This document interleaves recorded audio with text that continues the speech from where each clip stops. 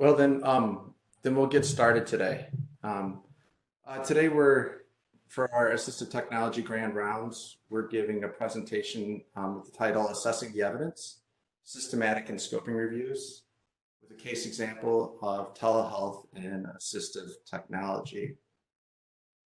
The presenters today are myself. I'm Carmen DiGiovine. I'm an associate clinical faculty in the occupational therapy division. And more importantly, for today's presentation, I'm the director of rehabilitation science and technology for the Assistive Technology Center. I have the privilege of presenting today, and I believe this is his first big time presentation, presenting with Jason Lobdell. So Jason, would you mind giving us an introduction? Yeah, of course. So like you said, yeah, my name is Jason. I'm a current undergrad student here at Ohio State with a major neuroscience and a minor in disability studies. I currently work at the ATC Center. So it's been a pleasure. Great. So I just want to start with a little bit of context of where this comes from, and I'm pulling up the slide from the International Seating Symposium, the manual wheelchair propulsion and update on the literature. Teresa Berner gave a great overview of the results that we developed from the literature review at our last grand rounds, which was originally parts of it was presented at the International Seating Symposium in March. I like the fact that we can use this as a framework moving forward. So basically, the presentation today is going to describe what went on in the background to get to the point of having that literature that we were able to review. So our goal today is to provide that background and to make you feel comfortable with the idea of what is a systematic review, what is a scoping review, and how can you go about conducting one. So I just want to give kudos out to Teresa, myself, Tina, Rossler, and Julie Fayetta, who were all part of the team that put together the presentation at the International Seating Symposium. And they represented the Université Laval, Motion Composites, OSU, and the CIRRUS lab in Quebec. So the objectives for today's presentation. The first objective is to compare scoping and systematic review. So our hope is that by the end, you'll have an understanding of what's the difference between a scoping review and a systematic review. The second objective is list the steps for conducting a scoping review and a systematic review. So our idea there is that in the past, I always felt like it was very daunting to conduct a scoping review or a systematic review. And I've learned over the past 3 years that it isn't, that there are a lot of research and a lot of researchers have done a great job of making it easier, lowering the threshold to be able to perform a systematic review or a scoping review. And then our last goal is that you would be able to apply a scoping review in your own setting or in your own practice in the future. And more importantly, be able to do a better job of understanding how to use a scoping review or a systematic review in your own practice. So the outline for today's presentation is I'm going to talk about evidence-based practice. So this builds on what Teresa talked about at our last assistive technology grand rounds. Talk about the systematic review and scoping review and how do you choose which one to use.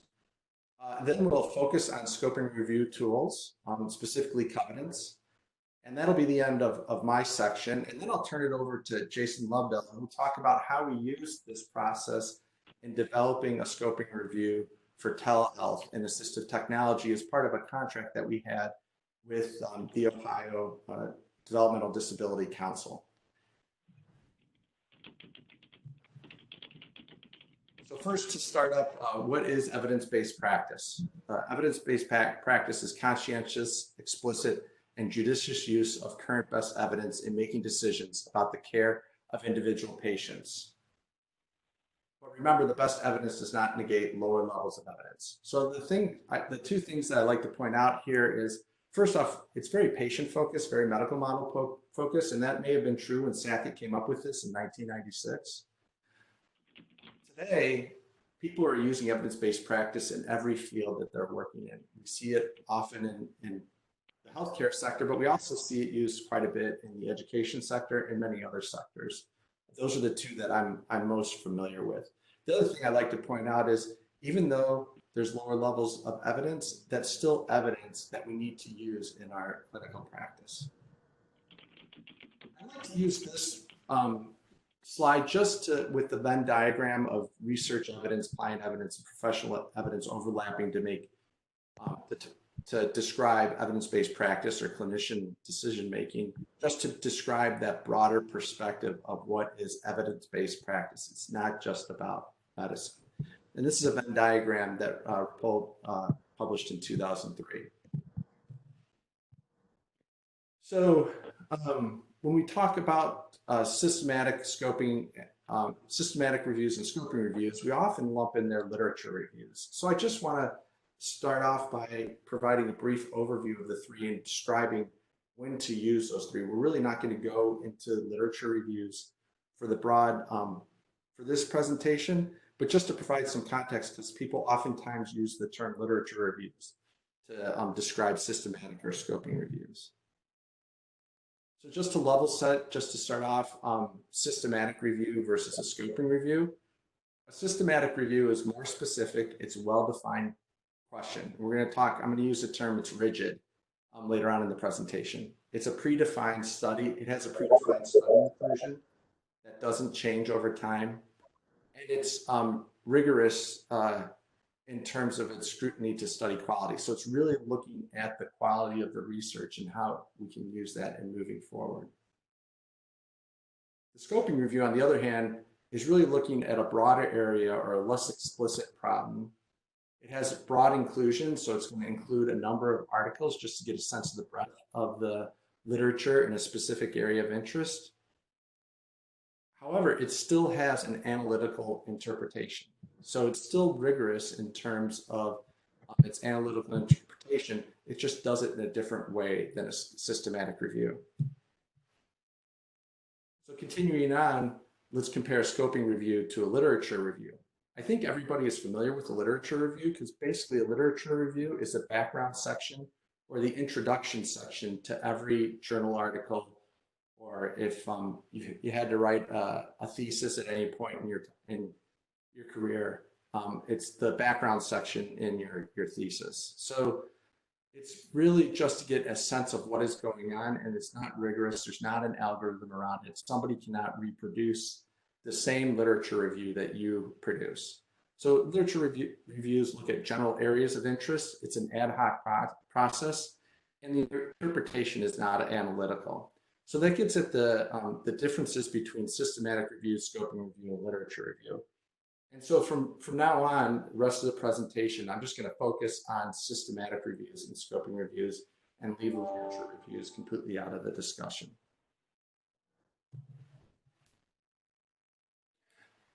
So I like to start with why do a systematic review or why do a scoping review? The question around why do a systematic review, the answers are to provide a high-level summary of available evidence, to inform healthcare decision-making, to update clinicians, and to use it as a starting point for clinical practice guidelines. And I'd like to refer you to the Health Science Library, what they call LibGuides. I put the link in the bottom of the screen, and I also have it at the end of the presentation. It provides a nice overview of systematic reviews and provides more detail into the process. The alternative is to just do a search for systematic reviews at universities, and many universities have nice outlines, what they also call them LibGuides, nice outlines of how to perform a systematic review. And the same is true for scoping reviews. Systematic review definition is a literature review.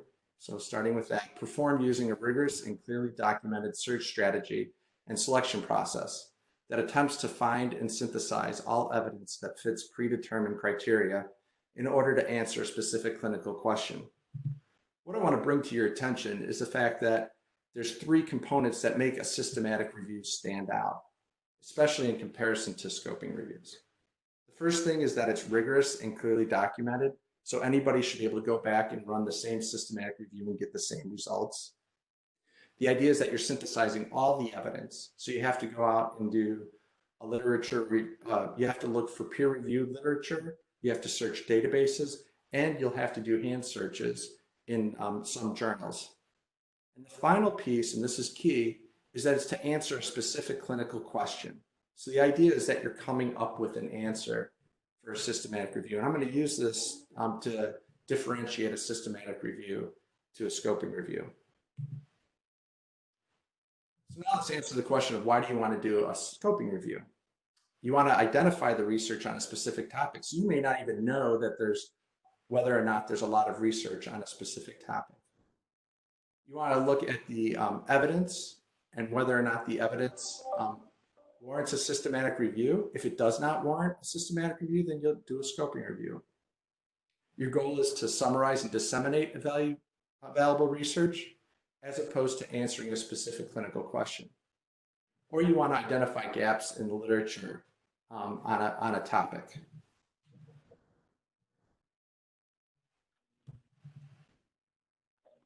So when defining a scoping review, we say a scoping review or a scoping study is a form of knowledge synthesis that addresses an exploratory research question aimed at mapping key concepts, types of evidence, and gaps in the research related to a defined area or field by systematically searching, selecting, and synthesizing existing knowledge.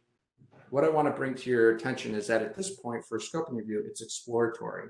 We don't know what the literature is out there, even if there is enough literature. It's about mapping key concepts. It's not about coming up with an answer, with a specific answer. However, it is systematic, and that process is well defined in the literature. And I'm going to talk a little bit about that at the end of my part of the presentation. So the last thing I'm going to talk about in systematic versus scoping review, and I know I'm kind of I'm dwelling on this a lot, but this is key because if the right process is not used, you're not going to get the answer that you're looking for. I found it very difficult just using those definitions that I provided earlier to decide, do I want to do a systematic review or a scoping review? But when I was introduced to this idea of PICO versus PCC, and I'll explain what those are, it became crystal clear of when do you use a systematic review versus a scoping review. So of course, you're asking me what is PICO and what is PCC? So PICO, the P in PICO is patient or population, intervention, comparison, or outcome. So those are the four components that you need to have in order to do a systematic review. And that's an easy way to determine if you should go the route of a systematic review. For a scoping review, we're talking about PCC, so population, concept, and context. And to give you an example, for a systematic review, you could do one where our patient population is individuals with a spinal cord injury. The intervention is an ultralight manual wheelchair. The comparison is a lightweight manual wheelchair, and the outcome is functional mobility. Now, this would be the systematic review that I would want to do today. However, the problem is we don't have the literature out there to answer the question around, is an ultralight wheelchair better than a lightweight wheelchair from a systematic review standpoint? So we couldn't actually do this, but this would be my ideal systematic review that I'd love to do at some point in time. The PCC is the population, the concepts, and the context. And the population, for an example, could be children with physical disabilities.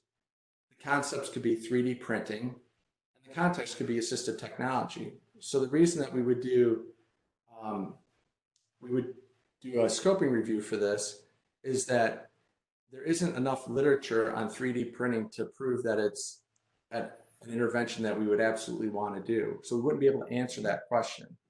I mean, we're looking in the broad area of assistive technology as opposed to prosthetics or orthotics.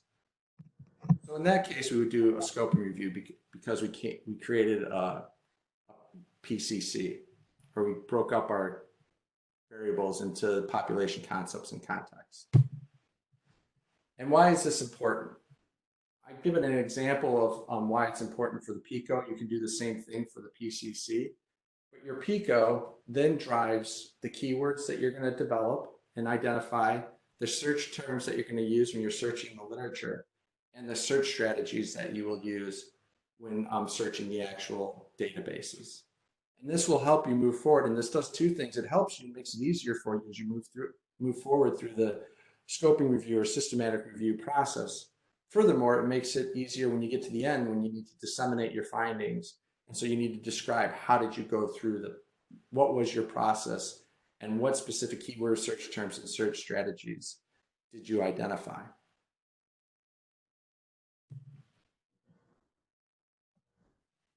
So the last two things I'm going to talk about are the systematic and scoping review process, how they're similar and how they're different. And then I'm going to talk a little bit about covenants and how we use that as a tool to help us with performing systematic and scoping reviews. For the review process, the first thing we do is we choose the right kind of review. So we need to choose whether or not it's a systematic or a scoping review, and we establish a team. Typically, those two things happen at the same time. It's a group of people that are interested in the same topic. For scoping review, we'll go the additional step of identifying stakeholders. So I've put SC in parentheses anytime that a part of the process, a step in the process is specific to a scoping review.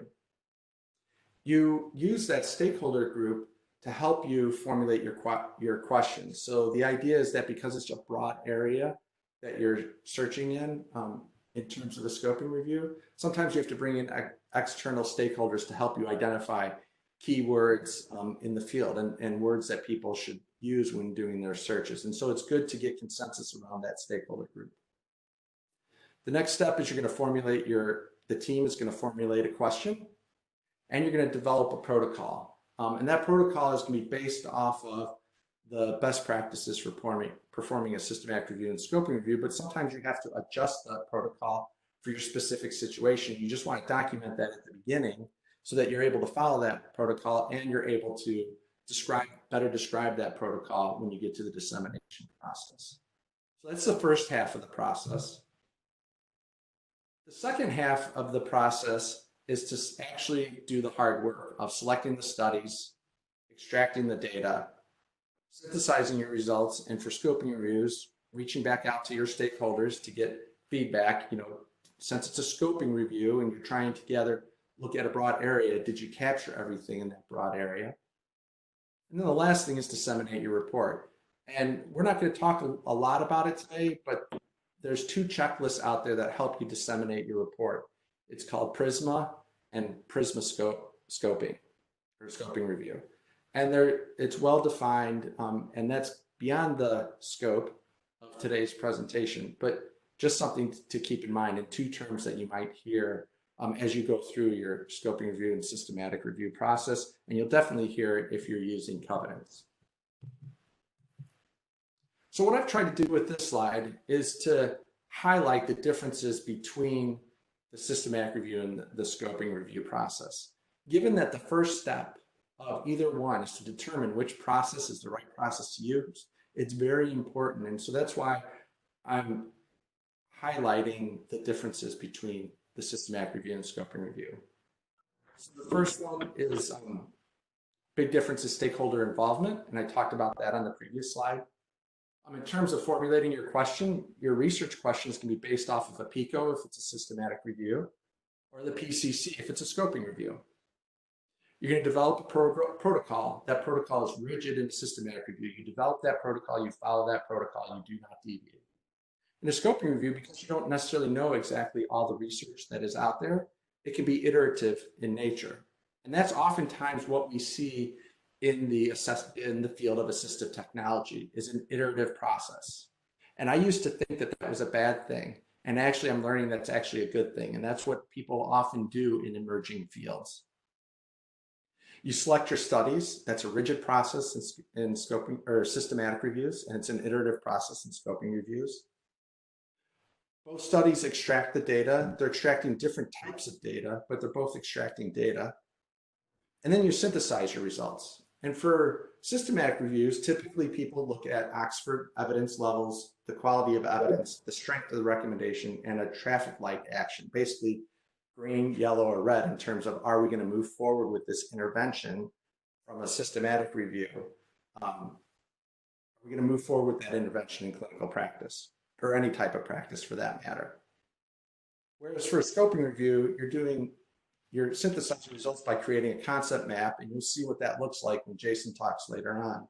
and you're going to do a numeric thematic analysis. So basically that's identifying the themes that come up in the literature and identifying how often they come up. So that's where we get the numeric component of the analysis. So those are the big differences. And I think it's helpful to understand where you're going with these processes to better understand, should you do a systematic review or a scoping review?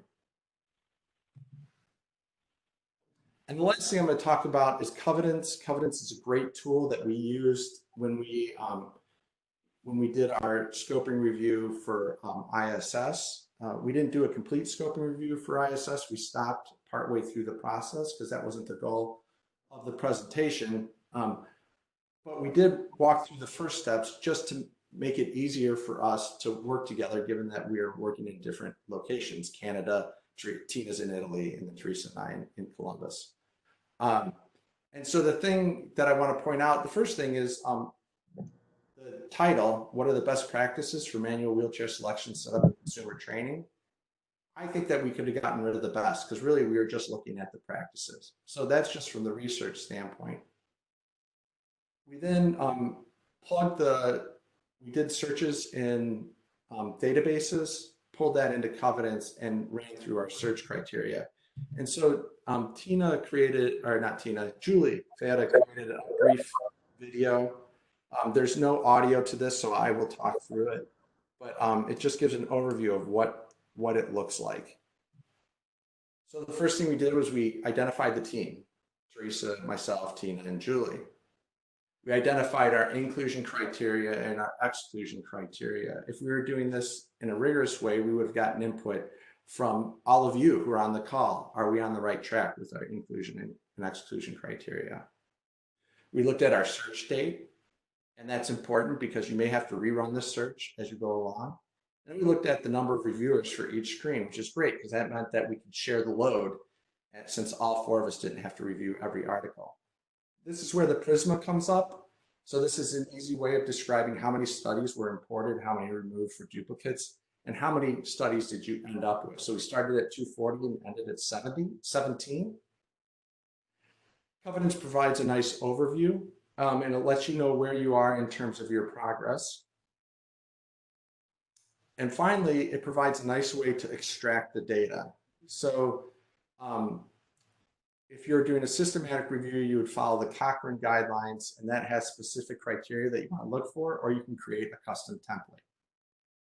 And finally, Covidence provides a nice overview of your progress throughout the process.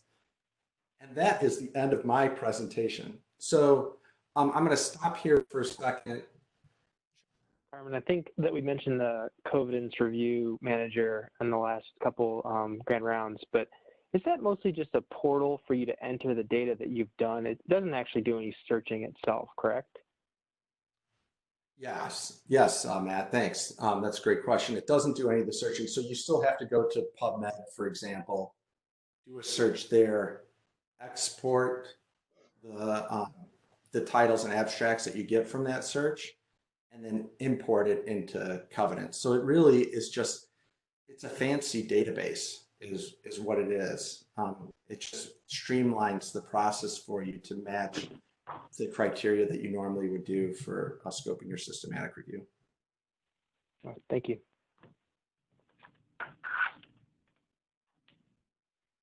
Okay, we're doing great on time.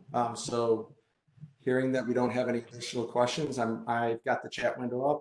I'll leave it up in case anybody has questions. But now I will turn it over to Jason.